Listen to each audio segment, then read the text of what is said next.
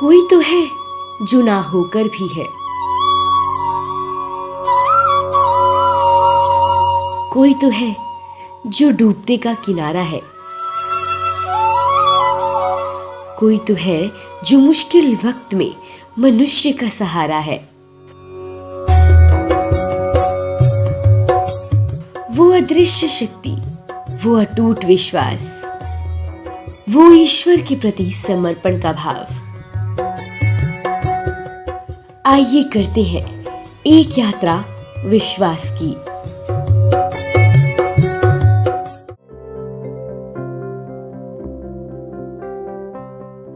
आदि भी वो है, अंत भी वो है, कल भी वो है, काल का अंत भी वो है। गुजरात प्रांत के काठियावाड़ क्षेत्र में समुद्र के किनारे एक प्राचीन मंदिर स्थित है जो धर्म और आस्था का सबसे बड़ा प्रतीक बनकर खड़ा है। ये मंदिर मिसाल है इस बात की कि बुराई कितनी ही बड़ी और ताकतवर क्यों ना हो, सत्य, धर्म और विश्वास विजयी होकर रहता है।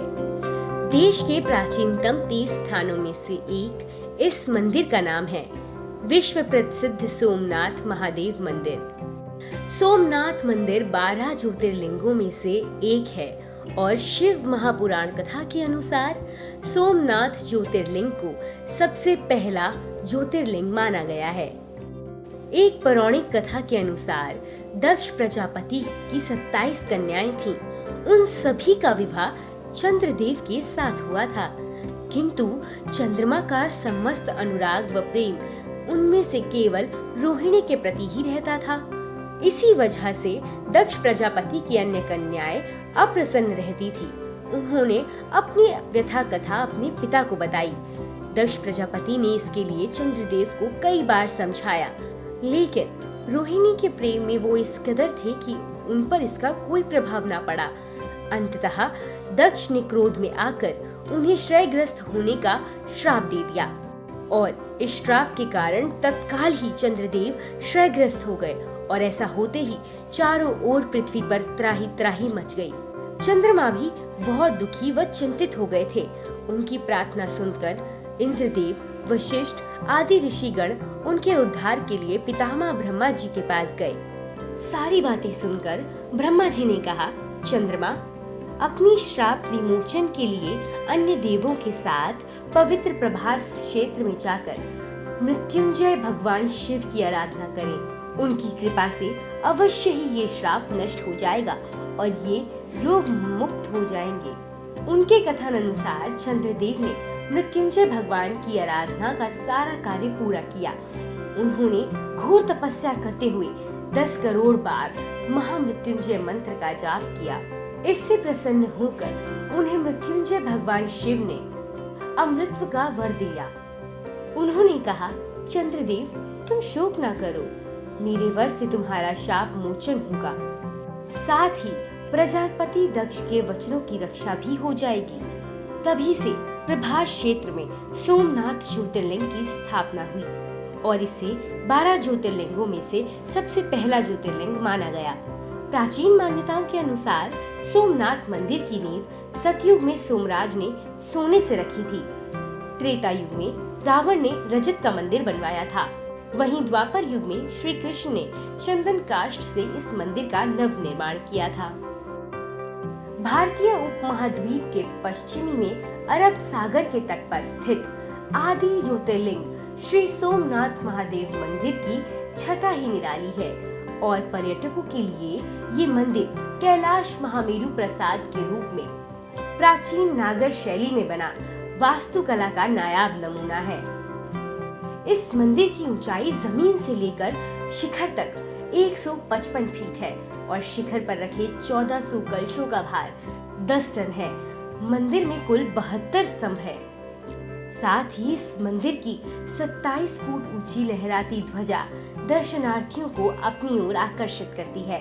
वर्तमान में ये मंदिर भले ही विराट और भव्य है, लेकिन इसके इतिहास के पन्नों में लिखी है इस मंदिर के बनने और उजड़ने की दास्तान। आज से हजारों साल पहले सोमनाथ महादेव का ये मंदिर अति भव्य और दिव्य था।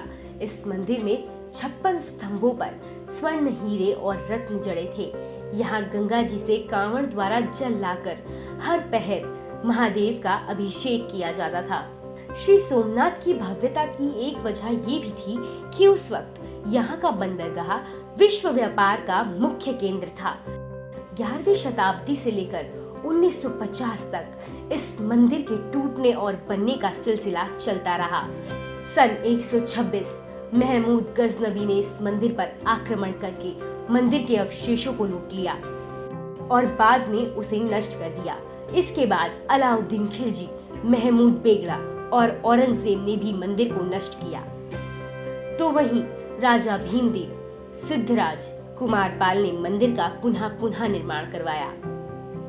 बाद में मराठाओं के शासनकाल में इंदौर की महारानी अहिल्याबाई होलकर ने मूल मंदिर के सामने एक नया मंदिर बनवा के शिव पूजा की परंपरा को जिंदा रखा। आज भी ये मंदिर भक्तों को पूजा का अवसर देता है। बाद में 13 नवंबर 1947 जब सरदार वल्लभ भाई पटेल, जाम साहिब दिग्विजय सिंह, सौराष्ट्र के सीएम श्री उच्छंग ग्रायडेबर, श्री कन्हैया लाल मुंशी और काका साहेब गाडगिल ने प्रभास पटन आकर सोमनाथ मंदिर के ध्वस्त अवशेषों के दर्शन किया, जिसे देखकर सरदार का मन भराया और उन्होंने मंदिर के नवनिर्माण का फैसला लिया। नए मंदिर के निर्माण के लिए जब खनन की प्रक्रिया शुरू हुई तो उस दौरान बरामद अवशेषों को प्रदर्शनी के लिए प्रभास पटन म्यूजियम में रखा गया है। वर्तमान में इस मंदिर में हजारों की संख्या में आकर दर्शनार्थी सोमनाथ महादेव के दर्शन करते हैं। मंदिर की दिनचर्या कुछ इस प्रकार है, जिसमें सोमनाथ महादेव की आरती सुबह 7 बजे, दोपहर 2 बजे और शाम 7 बजे की जाती है। आरती में मौजूद भक्तों को आनंद और सुख की अनुभूति होती है। प्रभास क्षेत्र में सोमनाथ के सानिध्य में यज्ञ, पूजा, जाप, कथा आदि विधियों का महत्व है। देश भर से हजारों लोग अपनी भक्ति और आस्था को पूर्ण करने के लिए सोमनाथ आकर विधि विधान से पूजा अर्चना करते हैं। इसके दर्शन, पूजा, आराधना से भक्तों के जन्म जन्मांतर के सारे पाप और दुष्कृत्य विनष्ट हो जाते हैं। वे भगवान शिव और माता पार्वती के अक्षय कृपा का पात्र बन जाते हैं। मोक्ष का मार्ग उनके लिए सहज और सुलभ हो जाता है।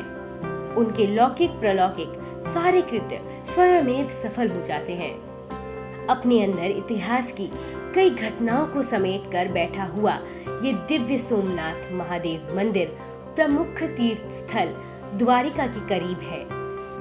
वो शक्ति जिससे सोमनाथ महादेव मंदिर आज भी उसी दिव्यता के साथ अरबी समुद्र के किनारे स्थित है, वो विश्वास जिससे हम सब जुड़े हैं, वो समर्पण जिसके लिए सर आज भी झुकते हैं। हर हर महादेव।